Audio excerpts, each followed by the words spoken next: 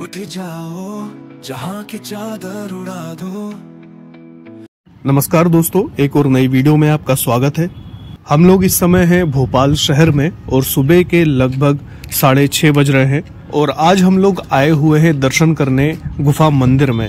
गुफा मंदिर के बारे में मैं आपको काफी कुछ जानकारी इस वीडियो में देने वाला हूं, तो आप वीडियो को एंड तक देखिएगा और अगर आपने चैनल को सब्सक्राइब नहीं किया है तो आप इसे सब्सक्राइब कर लीजिए। हम लोग गुफा मंदिर का जो मुख्य द्वार है उससे अंदर प्रवेश कर चुके हैं और अंदर आते ही सामने आपको एक बड़े से पीपल के पेड़ के नीचे चबूतरा बना हुआ दिखाई देगा, जहां पर प्राचीन प्रतिमाएं रखी हुई हैं और सामने ही आपको दिखाई देगा गुफा मंदिर का जो मुख्य शिखर है वो, और नीचे जो एरिया है वो पार्किंग का एरिया है। आप यहां पर फ्री में अपनी गाड़ी पार्क कर सकते हैं। भोपाल रेलवे स्टेशन से गुफा मंदिर की दूरी लगभग 7 किलोमीटर की है और रानी कमलापति रेलवे स्टेशन से गुफा मंदिर की जो दूरी है वो लगभग 17 किलोमीटर की है। इस मंदिर का जो एड्रेस है वो गुफा मंदिर रोड, नयापुरा, लालघाटी है। तो अगर आप गूगल पे सर्च करेंगे तो आपको इजीली इसका एड्रेस मिल जाएगा। तो अब आपको हम मंदिर में लेके चलते हैं और वहां पर जो भी प्रतिमाएं विराजमान है उनके दर्शन करवाते हैं। साथ ही गुफा मंदिर का जो इतिहास है उसे भी हम जानने की कोशिश करेंगे। गुफा मंदिर जो है वो एक पहाड़ी के ऊपर स्थित है, तो आपको इन सीढ़ियों से ऊपर आना होता है और ऐसा बताया जाता है कि यहाँ पर जो मंदिर है ये 7 प्राकृतिक गुफाओं से मिलकर बना हुआ है और इनमें से एक गुफा ऐसी भी है जहाँ पर साल भर जो पानी का स्तोत्र है वो बना रहता है। साथ ही यहाँ पर एक शिवलिंग भी है जिसे कि स्वयंभू शिवलिंग माना जाता है। उनके दर्शन भी हम इस वीडियो में करने वाले हैं। और अभी आप जो देख रहे हैं गुफा के आसपास का व्यू है, काफी शांत वातावरण है यहाँ पर। ऐसा बताया जाता है कि 1949 में सन 1949 में स्वामी नारायण दास जी सबसे पहले इस स्थान पर आए थे और यहाँ पर जो प्राचीन शिवलिंग है उस शिवलिंग की खोज भी स्वामी नारायण दास जी के द्वारा ही की गई थी। उसके बाद सन 1965 के आसपास ये मंदिर पूरी तरह से बनके तैयार हुआ और शिवलिंग के ठीक सामने राम, लक्ष्मण और सीता जी की प्रतिमा को विराजमान किया गया। और ये जो राम दरबार है इनके राइट साइड में हनुमान जी की प्रतिमा और लेफ्ट साइड में कान्हा जी को विराजमान किया गया है। अभी आप जो दर्शन कर रहे हैं ये बहुत से शालिग्राम यहाँ पर रखे हुए हैं, आप उनके दर्शन कर रहे हैं। साथ ही यहाँ पर राधा कृष्ण जी, राम, लक्ष्मण और सीता जी, इन सभी प्रतिमाओं को भी विराजमान किया गया है जिनके दर्शन आप कर रहे हैं। मंदिर के अंदर भगवान शिव, पार्वती, गणेश जी, दुर्गा माता, हनुमान जी, इन सभी भगवानों की प्रतिमाएं स्थापित है जिनके दर्शन मैं आपको अभी आगे करवाने वाला हूं।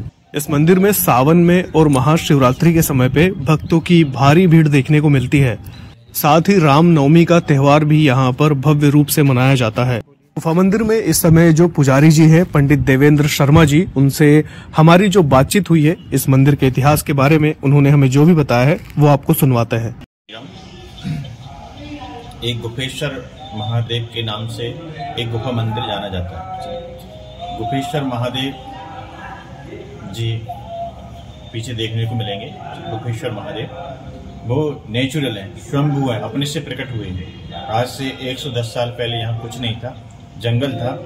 तो यहाँ पे 9 वर्ष की उम्र में श्री नारायण दास जी महाराज जी यहाँ पे आए थे। 9 वर्ष की उम्र में तो उन्होंने देखा कि इस जंगल में शंकर जी महादेव हैं, तो क्यों ना यहाँ पे सेवा की जाए और तपस्या की जाए। तो उन्होंने यहाँ पे 12 साल तक खूब तपस्या की और यहाँ पे खाने पीने की कोई व्यवस्था नहीं थी और यहाँ पे जो है ना पानी की व्यवस्था थी। दूर दूर से वो लेके आते थे और उसी पानी को 2-2, 3-3 दिन यूज करते थे, चलाते थे उसको। उसी से भगवान जी को स्नान कराना, अपन को स्नान करना, थोड़ा बहुत पी लेना।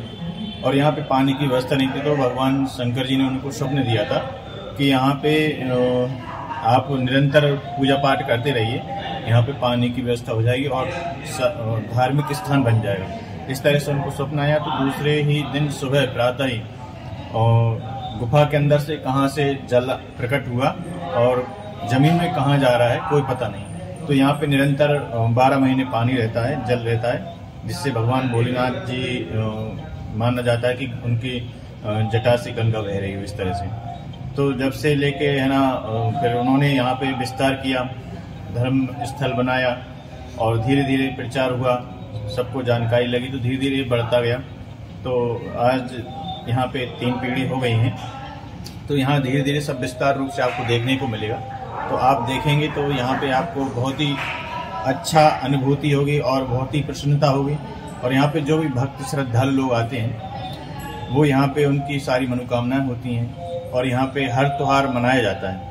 बहुत भक्ति भाव से यहाँ पे सभी श्रद्धालु आते हैं, भजन कीर्तन संध्या वंदन सभी करते हैं। और यहाँ पे राम जी का स्थान है, राम दरबार है, लक्ष्मी नारायण जी का दरबार है, बालकृष्ण लड्डू गोपाल जी का, राधा कृष्ण जी का दरबार है, रिद्धि सिद्धि गणेश जी के साथ विराजमान है उनका स्थान है, हनुमान जी महाराज हैं यहाँ पे, उनके सभी शंकर भगवान एवं सभी देवी देवताओं के पूजन पाठ और अभिषेक होते हैं। यहाँ पे अखंड रामायण पाठ निरंतर चल रहा है जो कई वर्षों से चलता आ रहा है। और यहाँ पे संत सेवा, गौ सेवा और ब्राह्मण बच्चों के लिए यहाँ पे निःशुल्क यहाँ पे उनको विद्या सिखाई जाती है। अच्छा, निःशुल्क सिखाई जी। यहाँ पे उनके रहने की व्यवस्थाएं सारी हैं और यहाँ पे उनको गुरुकुल जो कहते हैं, गुरुकुल है, स्थान है गुरुकुल का। और यहाँ पे एक गुफेश्वर महादेव हैं जो इनकी सब लोग हम सब आराधना करते हैं और सभी देवी देवताओं को। राम दरबार के राइट साइड में आपको हनुमान जी की प्रतिमा विराजमान देखने को मिलती है, जहां पर आप हनुमान जी के दर्शन कर सकते हैं। और राम दरबार के लेफ्ट साइड में आपको जो लड्डू गोपाल जी हैं उनके दर्शन होते हैं। उनका बाल स्वरूप यहाँ पर विराजमान किया गया है, जो कि एक पालकी के अंदर रखे हुए हैं। आप यहाँ पर उनको पालकी झुला भी सकते हैं। लड्डू गोपाल जी के दर्शन के बाद मैं आपको लेकर चलता हूँ उस शिवलिंग के दर्शन के लिए, जिस शिवलिंग के कारण ये क्षेत्र और ये मंदिर फेमस है। भगवान गोपेश्वर महादेव, जैसा कि पंडित जी ने हमें बताया था अभी। तो आइए हम चलते हैं और उस प्राचीन शिवलिंग के दर्शन करते हैं। ये गुफा है, आप देख सकते हैं, और इस गुफा के अंदर में ये शिवलिंग विराजमान है। और बारिश के दिनों में ऐसा बताया जाता है कि यहाँ इस गुफा के अंदर पानी भरा जाता है और ये शिवलिंग भी जो है उस पानी में डूब जाता है। और यहाँ पर जो शिवलिंग विराजमान है ये एक प्राकृतिक शिवलिंग नजर आता है। मतलब जो चट्टानें यहाँ पाई जाती हैं उन्हीं चट्टानों से निर्मित है ये शिवलिंग। मैं आपको पास से इस शिवलिंग के दर्शन कराता हूँ और दिखाता हूँ कि पास से ये शिवलिंग कैसा दिखता है। बहुत ही प्राचीन शिवलिंग है ये, बहुत ही अद्भुत शिवलिंग है। देखिए, इसको देख के ही आपको पता चलेगा कि ये बहुत ही प्राचीन शिवलिंग है। तो जब भी इस तरह के प्राकृतिक और अद्भुत शिवलिंग के दर्शन होते हैं तो हमें कम से कम 1 लोटा जल तो यहाँ जरूर चढ़ाना चाहिए। इस गुफा के अंदर काफी शांति है और काफी पॉजिटिविटी भी है। यहाँ पर अगर आप आते हैं तो आपको मन में एक शांति का अनुभव होता है। तो अभी हमने भी शिवलिंग पे जल अर्पित किया और इस शिवलिंग के दर्शन किए। काफी अद्भुत शिवलिंग है, ऐसा लग रहा है कि यहाँ पर काफी समय तक बैठे रहे और इस शिवलिंग के सामने ही बस ध्यान लगाकर चुपचाप बैठे रहने का मन करता है। संतों की जो तपस्थली होती है वो कुछ इसी तरह की होती है, क्योंकि वहाँ का जो वातावरण होता है, वहाँ की जो पॉजिटिविटी होती है, वो लोगों के मन को बहुत शांति देती है। जैसा कि हमको अभी पुजारी जी ने बताया था कि 110 साल पहले जब यहाँ पर घना जंगल हुआ करता था, उस समय पर स्वामी नारायण दास जी 9 साल की उम्र में यहाँ आए थे और उन्होंने शिवलिंग को देखा और यहाँ पर रहकर उन्होंने तपस्या और साधना की। लेकिन ये शिवलिंग उसके पहले से विराजमान है, मतलब कि ये बहुत ही प्राचीन शिवलिंग है। इसके बारे में एक्चुअल जो डेट है या फिर जानकारी है वो अभी किसी को भी पता नहीं है, पर ये प्राकृतिक शिवलिंग बहुत ही प्राचीन शिवलिंग। इसके अलावा मंदिर प्रांगण के अंदर हनुमान जी का भी एक प्राचीन मंदिर स्थित है।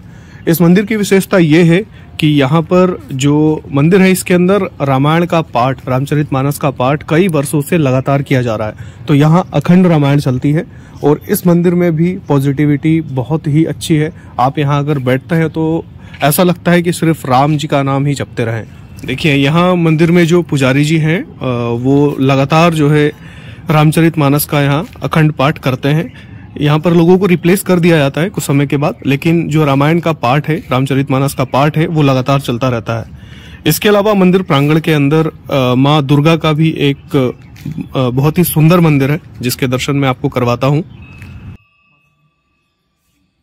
माँ दुर्गा की बहुत ही सुंदर अष्टभुजाधारी प्रतिमा यहाँ पर विराजमान है। अष्टभुजाधारी माँ महिषासुर मर्दनी की ये प्रतिमा है, जो कि शेर के ऊपर विराजमान है। और माता के इस मंदिर के साइड में ही एक और मंदिर है, जो कि हनुमान जी का मंदिर है, जहां पर हनुमान जी संजीवनी बूटी को ले जाते हुए दिखाए गए हैं। और ये प्रतिमा भी बहुत ही सुंदर है, जिनके दर्शन अभी हम कर रहे हैं। और हनुमान जी के मंदिर के पीछे की तरफ भगवान गणेश जी रिद्धि सिद्धि माता के साथ विराजमान है। और ये जो प्रतिमा है ये भी बहुत ही सुंदर प्रतिमा यहाँ पर विराजमान की गई है। बहुत ही अद्भुत गणेश जी हैं जिनके दर्शन करने के बाद ऐसा लगता है कि बस इन्हें ही देखते रहें। मंदिर प्रांगण के बाहर परशुराम जी की प्रतिमा भी स्थापित है। साथ ही मंदिर प्रांगण में भगवान विष्णु की लेटी हुई प्रतिमा जिसमें माँ लक्ष्मी भी विराजमान है, इनके दर्शन होते हैं। बहुत ही सुंदर प्रतिमा है ये। और यहाँ पर ब्रह्मा जी को भी प्रदर्शित किया गया है इस प्रतिमा के अंदर में, जो कि नाभि कमल के ऊपर विराजमान है। मंदिर प्रांगण में भगवान परशुराम का एक छोटा सा मंदिर भी है जिनके दर्शन अभी आप कर रहे हैं। मैं आपको गुफा की तरफ लेके चलता हूँ, गुफा की जो दीवारें हैं उस तरफ लेके चलता हूँ। वहां भी कुछ मंदिर बने हुए हैं, वो दिखाता हूँ मैं आपको। अब मैं आपको दिखाता हूँ स्वामी नारायण दास जी जहाँ पर धुना वगैरह लगाते थे वो स्थान। ये एक प्राकृतिक गुफा है और इसमें ही देखिए आप नीचे कुंड दिखाई दे रहा होगा, इसको कवर कर दिया गया है तो हम लोग इसीलिए बाहर से आपको दिखा पा रहे हैं इसे। और ये जो कक्ष है ये यहाँ पर जो गादी पे विराजमान होते हैं महंत जी, ये उनका कक्ष है। जितने भी संत वगैरह हुए हैं जो इस मंदिर में मुख्य रूप से विराजमान होते हैं, उन संतों का ये कक्ष है। वो संत इसी कक्ष का इस्तेमाल करते हैं आम सभाओं के लिए। ये कक्ष का मुख्य प्रवेश द्वार है और कक्ष के अंदर मैं लेकर चल रहा हूँ फिर से आपको। कक्ष में प्रवेश करते ही आपको सामने ये जो 3 फोटो दिखाई दे रही हैं, उनमें सबसे पहले स्वामी नारायण दास जी हैं जो कि 11 जून 1970 को ब्रह्मलीन हो गए। इसके बाद उनके जो शिष्य थे श्री नरहरि दास जी, उन्होंने गद्दी संभाली और वो 1996 में 14 जनवरी 1996 में ब्रह्मलीन हुए। इनके बाद श्री नरहरि दास जी के जो शिष्य थे श्री चंद्रमा दास जी, उन्होंने गद्दी संभाली और वो भी 1 मई 2021 को ब्रह्मलीन हो गए। वर्तमान में श्री श्री 1008 महंत श्री राम प्रवेश देवाचार्य जी महाराज यहाँ पर विराजमान हैं। स्वामी राम प्रवेशाचार्य जी का जो निवास स्थान है वो वर्तमान में वृंदावन में है और वृंदावन के एक बहुत ही अद्भुत संत हैं वो। इस मंदिर में जो परंपराएं हैं वो श्री रामानंदाचार्य जी की परंपराएं हैं, उन्हीं को इस मंदिर में फॉलो किया जाता है, उन्हीं के आदर्शों पर चला जाता है। आप जिन संतों के दर्शन अभी कर रहे हैं ये रामानंदाचार्य परंपरा के प्रमुख और अद्भुत संत हैं। जिन संतों के दर्शन अभी आप और हम कर पा रहे हैं ये बहुत ही दुर्लभ तस्वीरें हैं। अभी जो तस्वीर आपके सामने है ये वो संत हैं जो जिनके दर्शन एक साथ होना बहुत ही दुर्लभ है, भले ही हमें तस्वीरों के माध्यम से क्यों ना हो रहे हो।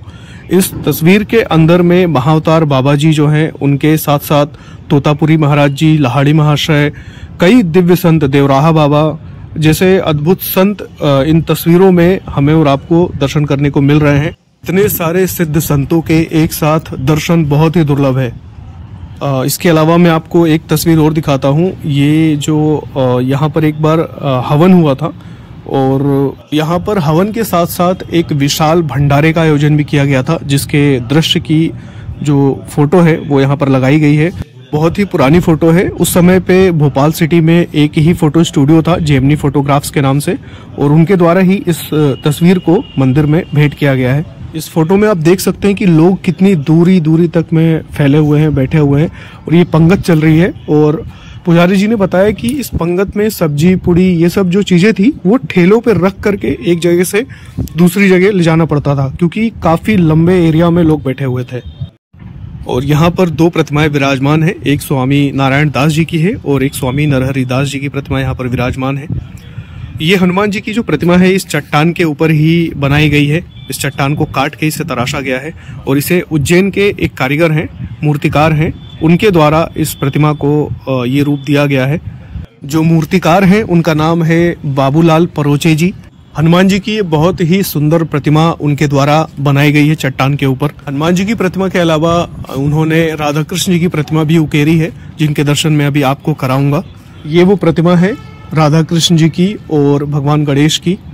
इस मंदिर में गुरुकुल का भी संचालन किया जाता है। यहाँ पर जो ब्राह्मण बालक होते हैं उनके शिक्षा की निःशुल्क व्यवस्था भी की जाती है। उनके रहने के लिए हॉस्टल भी है, उनके खाने पीने का भी यहाँ पर विशेष ध्यान रखा जाता है। तो ये हमारी जो कंप्लीट वीडियो थी यहाँ पर समाप्त होती है। आपको हमारी वीडियो कैसी लगी आप कमेंट करके जरूर बताइएगा, और अगर आपने हमारे चैनल को सब्सक्राइब नहीं किया है तो इसे प्लीज सब्सक्राइब कर लीजिए, जिससे हमें मोटिवेशन मिलता है इसी तरह की और भी वीडियोस लेकर आने का। हम आपको मिलते हैं अपनी अगली नई वीडियो में, तब तक के लिए जय सिया राम।